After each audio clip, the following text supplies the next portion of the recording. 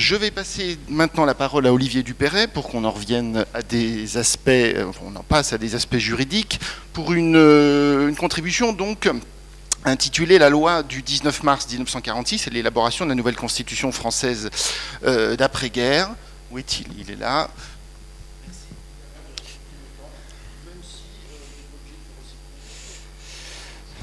Merci, Monsieur le Président. Alors, quelques mots très brièvement pour remercier François Caffarelli et Didier Blanc de m'avoir confié cette contribution qui était très enrichissante. Donc, je les remercie pour tout ce que j'ai appris, tout ce que je projette de faire dessus à partir de là. Et je les remercie également pour la poussière et la subtile odeur de moisi des 2 milliers de pages de vieux documents parlementaires que j'ai pu consulter. Je ne vous en voudrais que si je deviens asthmatique après ce délai. Alors, pourquoi parler de la loi du 19 mars 1946 et de l'élaboration de la nouvelle constitution française après-guerre?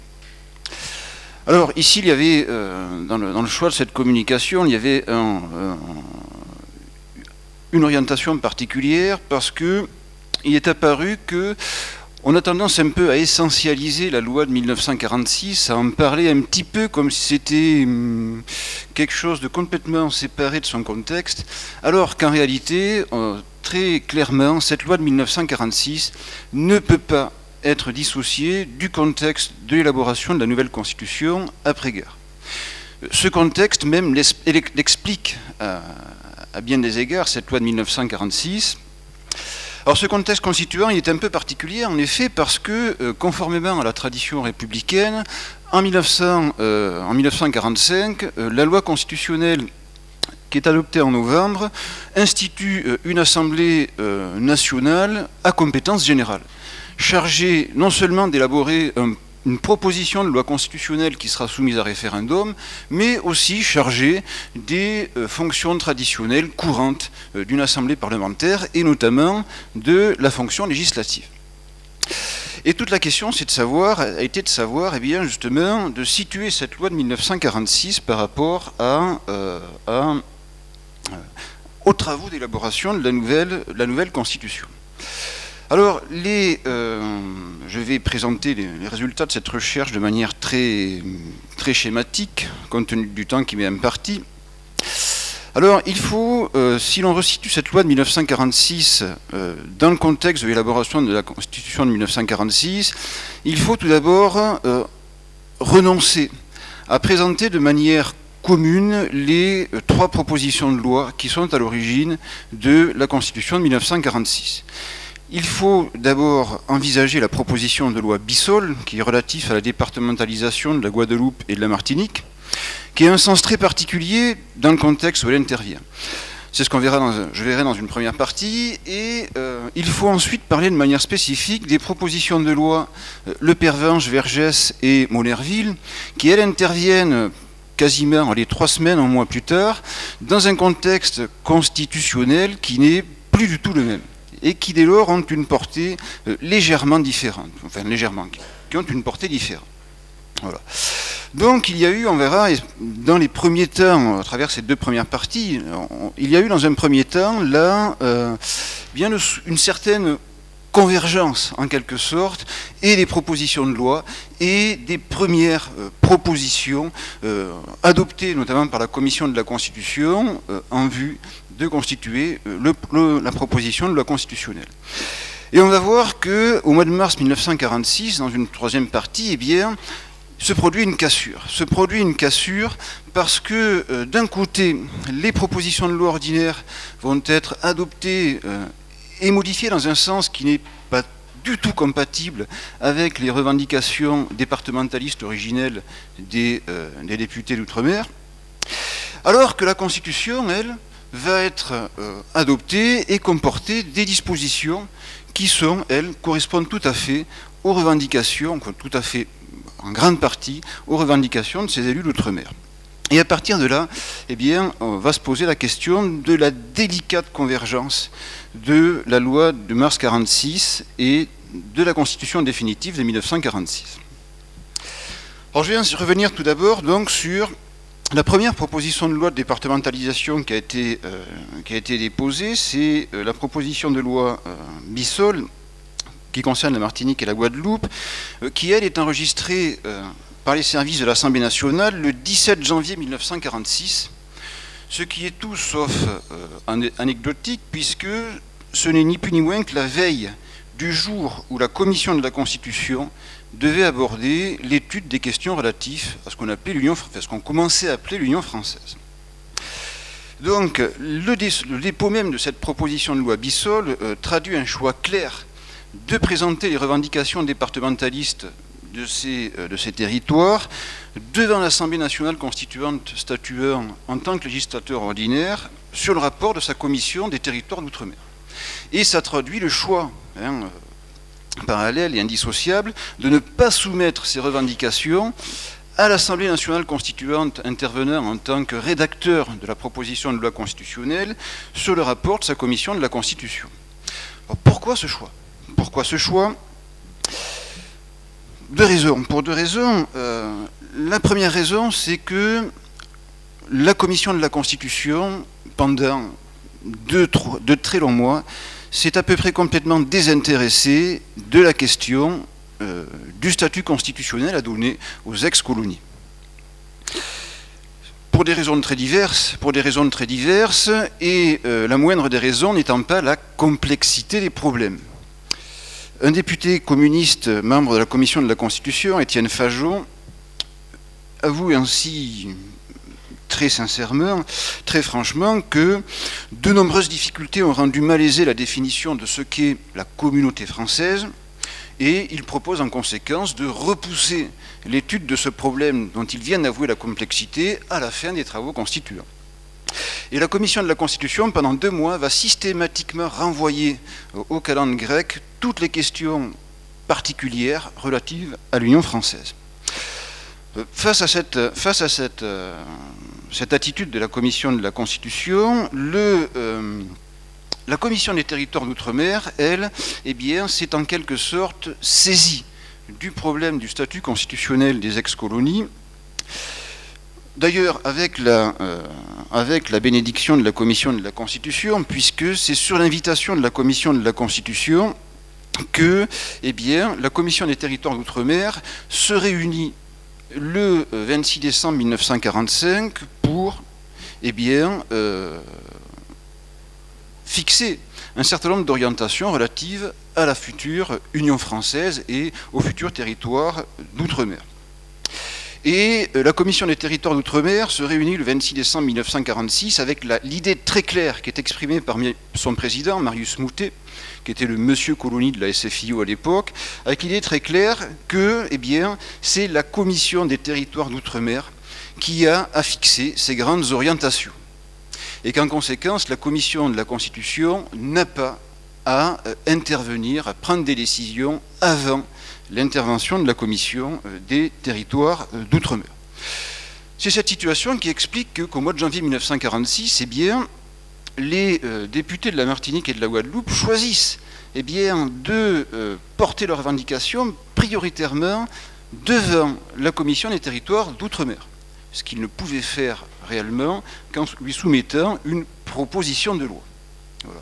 Mais ce qu'il faut souligner, c'est que cette proposition de loi, compte tenu des rapports qui s'établissent entre la commission des territoires d'outre-mer et la commission de la Constitution, cette proposition de loi, c'est une proposition de loi ordinaire, mais elle présentait de très lourds enjeux constitutionnels, parce qu'elle était susceptible, eh bien, d'orienter la position de la commission des outre-mer, et donc, par réaction, la position de la commission de la Constitution. Voilà. Donc voilà en quoi la proposition de loi Bissol, eh bien, présente un certain nombre d'enjeux constitutionnels. Alors, je vais en rappeler ici brièvement les 3 éléments de cette proposition de loi initiale pour exposer utilement un certain nombre de choses par la suite. Cette proposition de loi initiale comportait 3 articles. Le premier comportait une obligation pour les pouvoirs publics de définir une politique de départementalisation, c'est-à-dire une politique destinée à faire passer les vieilles colonies d'un statut de colonie à un statut de département. Voilà. Et cette obligation a été conçue par les auteurs de la proposition de loi comme devant se réaliser dans un délai très bref, 3 mois. Deuxième article de cette proposition de loi Bissol, c'est une fixation, enfin, une modalité plutôt de mise en œuvre de cette obligation en ce qui concerne les lois et les règlements en vigueur en France métropolitaine qui, je cite, ne seraient pas encore appliqués à ces colonies. Et j'insiste sur le « encore » parce qu'il traduit l'idée que cette législation métropolitaine non appliquée encore sur les territoires concernés, eh bien, avait naturellement vocation à s'y appliquer.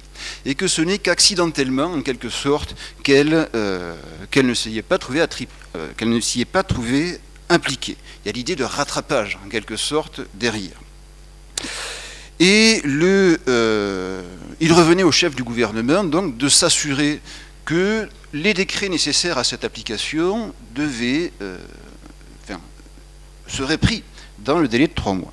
Donc ça, c'est le deuxième article, l'article rattrapage, rendre applicable toute la législation et la réglementation métropolitaine qui ne l'est pas encore aux colonies, parce que cette réglementation métropolitaine a vocation aussi à s'appliquer aux vieilles colonies. Et article 3, cette proposition de loi Bissol concernait ici toutes les lois et tous les décrets applicables dans la métropole, c'est-à-dire, sous-entendu, ceux qui auraient été adoptés postérieurement à l'adoption de la loi du 19 mars 40, qui est devenue la loi du 19 mars 46. Les auteurs de la proposition de loi entendaient rendre automatique l'application dans les nouveaux départements des nouvelles législations, des nouvelles réglementations, sauf prévision contraire dans le texte de la loi ou du décret. Voilà. Alors, juste 2 choses pour bien situer la portée de cette proposition de loi initiale, fondatrice. La première, c'est que la départementalisation, enfin le département plutôt en lui-même, est ici conçu comme une simple circonscription d'application de la loi. Une simple circonscription dans laquelle la législation nationale, la réglementation nationale a vocation à s'appliquer, ce qui implique de s'intéresser à la fois au dispositif de déconcentration et au dispositif de décentralisation. Et deuxième remarque, celle-là beaucoup plus dérangeante, dans le cadre de cette proposition de loi, à partir de quel moment la départementalisation pouvait-elle être considérée comme achevée? Quand pourrait-on considérer que ces territoires seraient réellement passés du statut de colonie au statut de département? Est-ce que c'est une fois le rattrapage de l'article 2 effectué, ou sinon, dans quelles conditions? Il y a là une question qui a été perdue de vue, je dirais, en raison du tour très idéologique donné au motif de cette proposition de loi et qu'on a retrouvé par la suite dans un certain nombre de débats. Voilà. Alors, voilà pour la proposition de loi initiale. Alors, cette proposition de loi initiale, qui concernait uniquement la Martinique et la Guadeloupe, va être reprise mot par mot par les députés de la Guyane et, concernant par Gaston Monnerville, député de la Guyane, et par les députés de la Réunion. Dans 2 propositions de loi distinctes qui, elles, sont enregistrées le 12 février 1946 par les services de l'Assemblée nationale. Alors 12 février 1946, là aussi c'est tout sauf un hasard. C'est tout sauf un hasard. C'est immédiatement après l'adoption des premiers projets d'articles constitutionnels relatifs à la France d'outre-mer par la Commission de la Constitution. On va le voir, hein, la commission de la Constitution adopte ses premiers projets d'articles le 8 février 1946. La proposition de loi est immédiatement déposée par les députés de la Guyane et de la Réunion, et elle est ensuite enregistrée le 12 février. Alors pourquoi cette stratégie, pourquoi cette façon de procéder? Alors on peut distinguer 2 types de réponses qui sont en réalité indissociables. Si d'abord les députés de la Réunion et de la Guyane ont procédé ainsi, c'est tout d'abord dans une logique de front commun avec leurs collègues de Martinique et de Guadeloupe pour réagir à certaines orientations relatives au territoire d'outre-mer exprimées et votées en commission de la Constitution.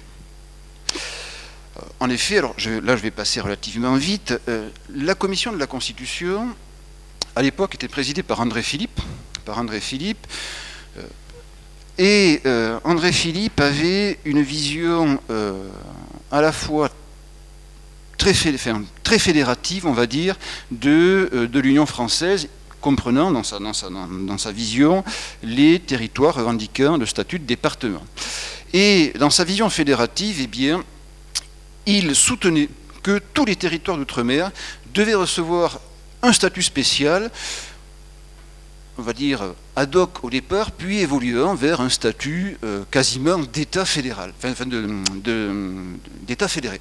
C'est ça, c'était sa proposition, ce qui était inacceptable pour les députés des vieilles colonies. Et parallèlement, la commission des territoires d'outre-mer, qui travaille à l'époque en étroite relation avec la commission de la Constitution, la commission des territoires d'outre-mer, eh bien, sous l'impulsion de Marius Moutet, eh bien, a au contraire une conception encore très colonialiste du statut applicable aux vieilles colonies.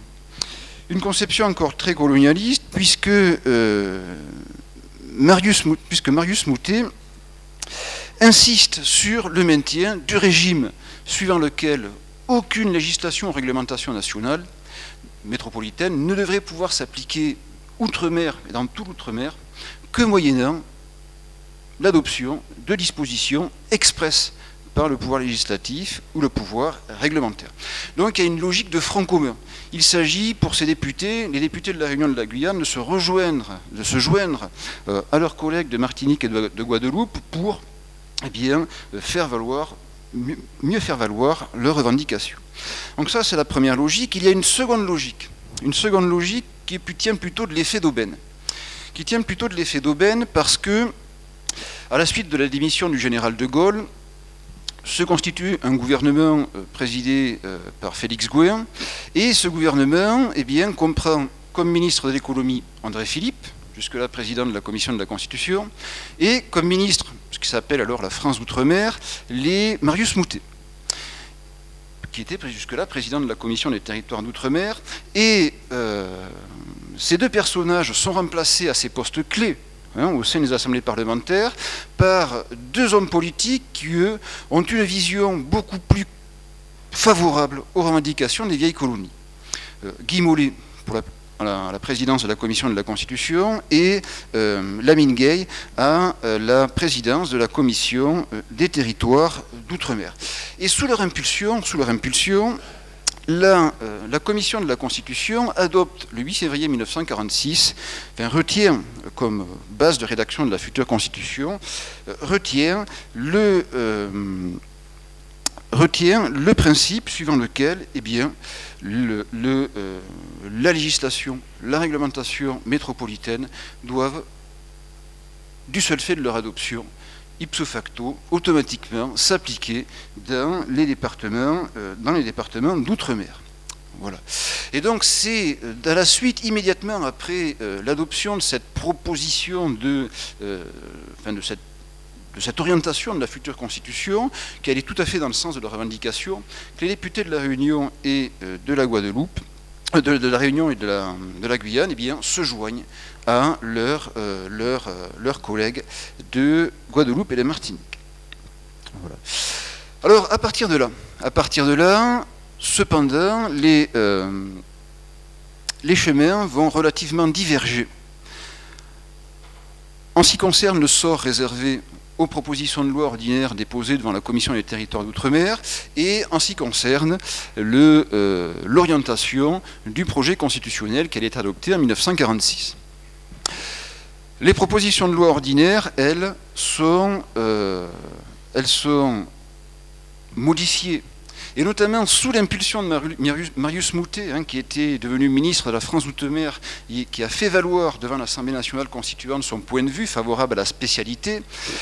Ces propositions de loi ordinaires sont modifiées, notamment l'article 3, dans le sens du principe de spécialité. aucune législation nationale métropolitaine ne peut s'appliquer dans les nouveaux départements que moyennant une prévision expresse du législateur. Parallèlement, la Commission de la Constitution, va poursuivre sur sa lancée du 8 février 1946 et consacrer le principe d'identité législative, alors qui est transposé, lui, également sur le terrain des traités. La Commission des territoires de la Constitution va continuer, donc, consacrer le principe d'identité législative, mais pas seulement pour les nouveaux départements d'outre-mer, mais plus largement pour tous les territoires d'outre-mer. Voilà. Ce qui était plus que nécessaire pour donner satisfaction aux revendications départementalistes. Voilà. Et j'en terminerai par là, très brièvement. Donc on a, à l'issue des travaux de la première Assemblée nationale constituante, l'Assemblée plénière reprend les propositions de la Commission de la Constitution, on a, à la fin de la première Assemblée nationale constituante, eh bien, une loi qui pose le principe de spécialité pour les départements d'outre-mer et une constitution qui pose le principe d'identité législative pour l'ensemble des territoires d'outre-mer.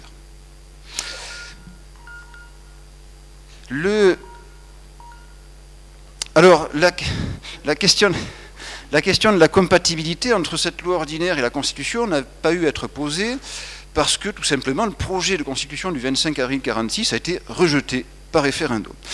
Elle allait en revanche se poser au sein de la seconde Assemblée nationale constituante, et d'ailleurs l'une des premières propositions des radicaux socialistes au sein de la nouvelle Commission de la Constitution a été de constitutionnaliser en quelque sorte l'article 3 de la loi de 1946. Or cette proposition, elle n'a pas été suivie.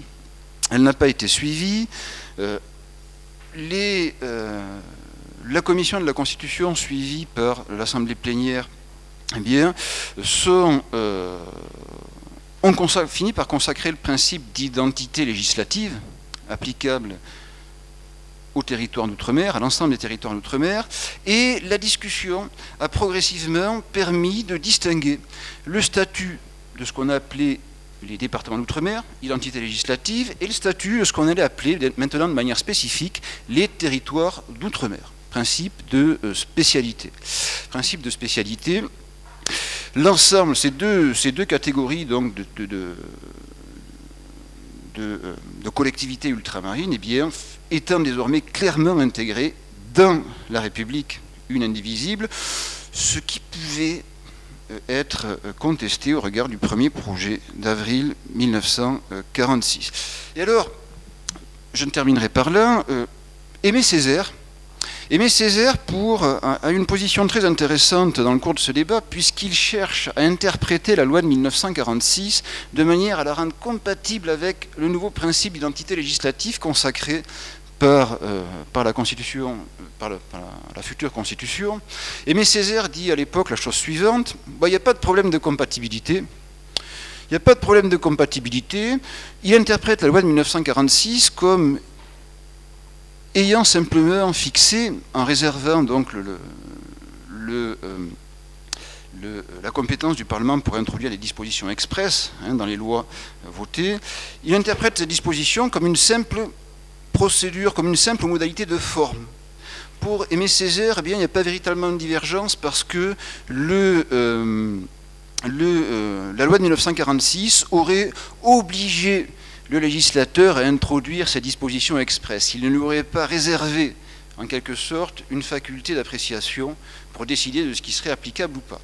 Et il est suivi par la Commission de la Constitution, notamment par Pierre Cot, qui abonde dans ce sens, et c'est ce qui explique que, à partir de 1946, on voit coexister une Constitution qui pose ce principe d'identité législative et une loi de 1946, une loi ordinaire qui semble poser le principe inverse. Je m'arrêterai là. Merci de votre attention.